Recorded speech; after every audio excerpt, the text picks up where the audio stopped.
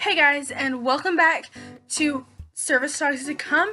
I am Anmarie, also known as Lillian, and I am a soon-to-be service dog handler.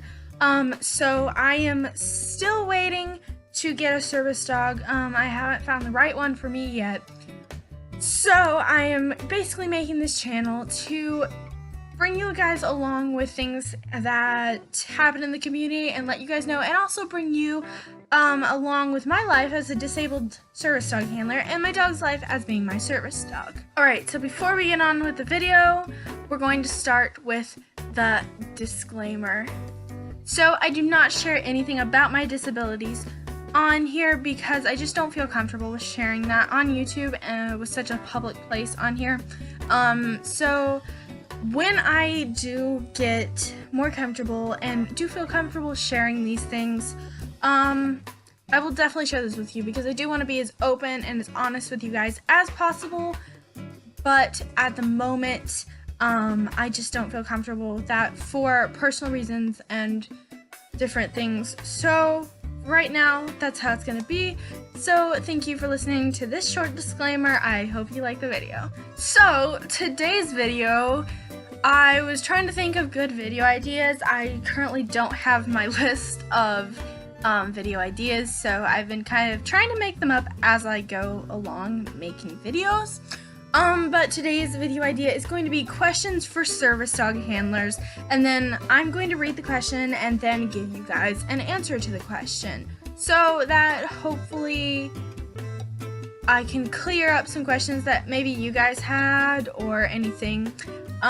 So yeah, let's get on with the video. Also, before we get on with the video, make sure to hit the like button, hit the subscribe button, to become part of the Magical Rainbow Unicorn fam squad, and comment down below any questions or anything that you have. I will definitely make a video about that. Question number 1. Are service dogs required to wear some kind of identification, or do the owners carry some kind of certification papers so businesses will know if it's really a service dog? So, to answer that, the answer is no. Service dogs are not required to wear any sort of vest at all. They are not allowed, they don't require to be vested. They don't require to have anything on them that says service dog. You don't have to identify them. That is definitely not legal.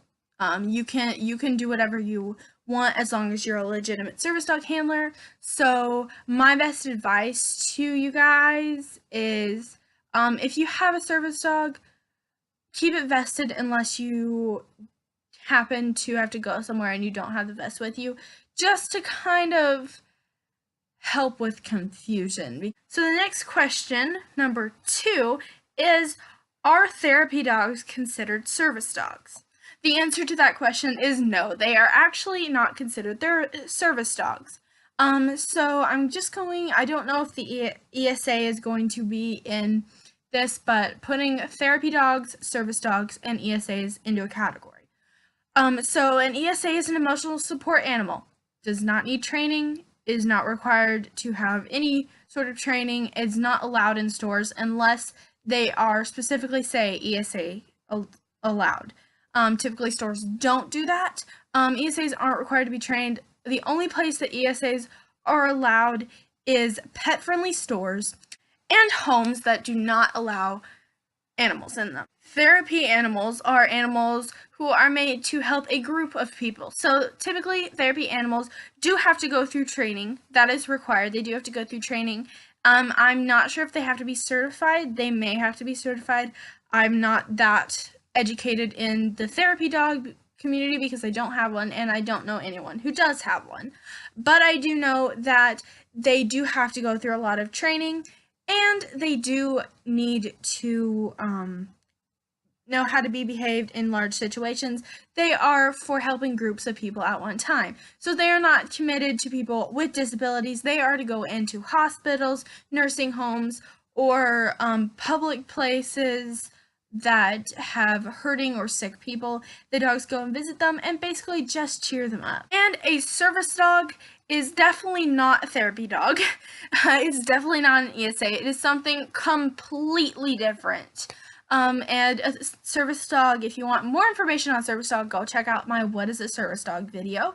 But a service dog is a dog that helps their owner with their owner's disabilities, specifically for the owner's disabilities.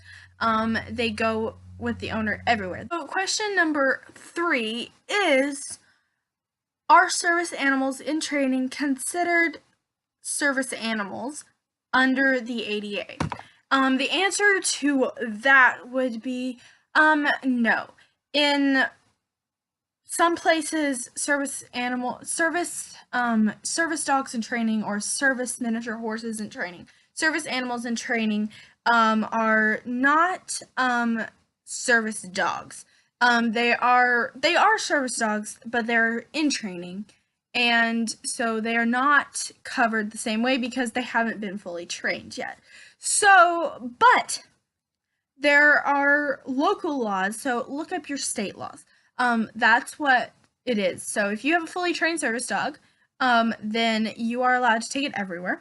But if you have a service dog in training, you have to look up the state that you're in's laws to decide whether you are actually allowed to take it with you places, or if it has to be fully trained before you can take it. So the next question that I found that I thought was really good to answer would be, can hotels assign designated rooms for guests with service animals out of consideration for other guests?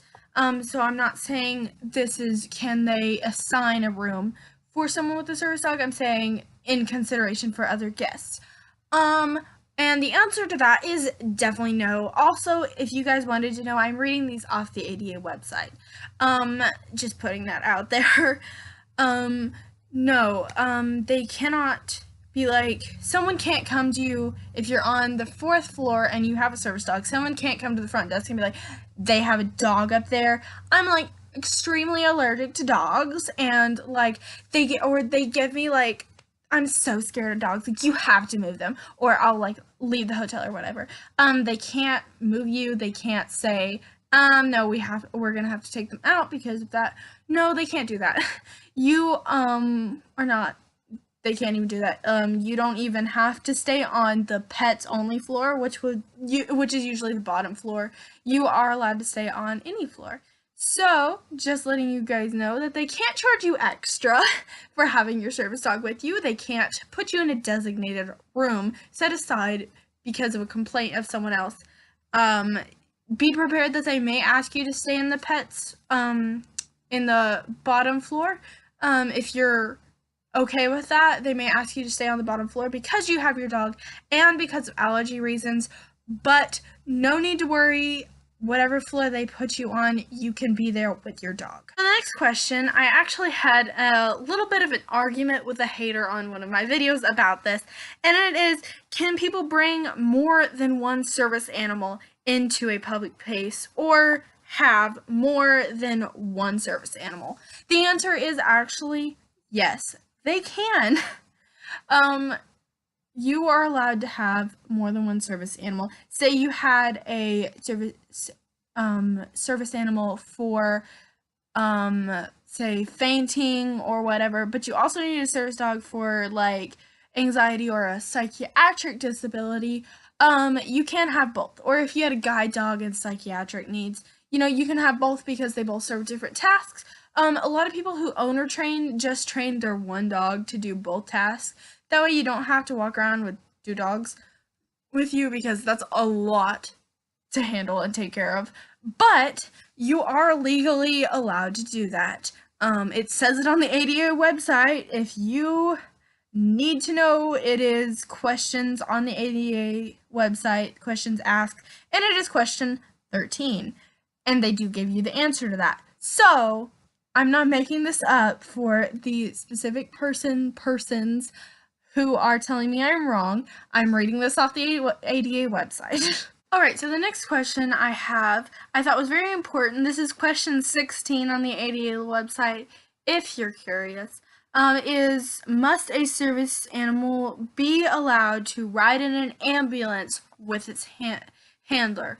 So, the answer to that is typically yes.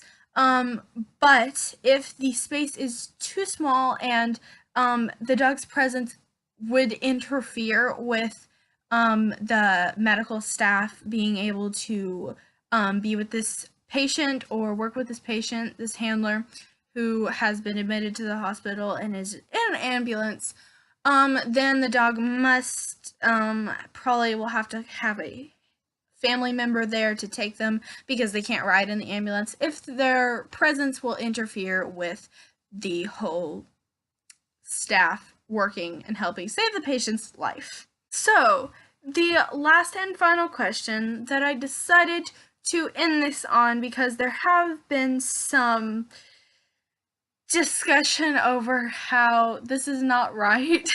I've been told that I was wrong and that I need to know the ADA by heart, which I basically do.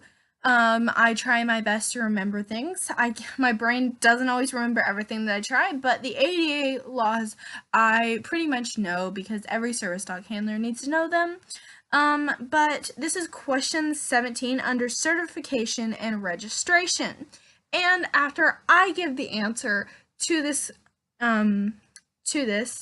question, which I have actually addressed in separate videos, I'm going to read the exact words off the ADA website because I want you guys to know exactly what the ADA laws say about the certification. So the question is, does the ADA require the service animals be certified as service animals? The answer to that is absolutely not. You do not have to certify your service animal because registries are fake, yo. They are so fake. They are in no possibly way at all real. They're just scams that want you to pay money, so they ship you off a little vest and a little card that says, my dog's a service animal and blah, blah, blah, blah, blah, blah, blah, blah. And you can take your pet everywhere.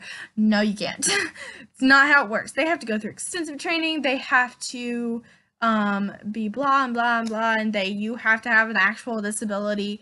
And yeah, like, that's just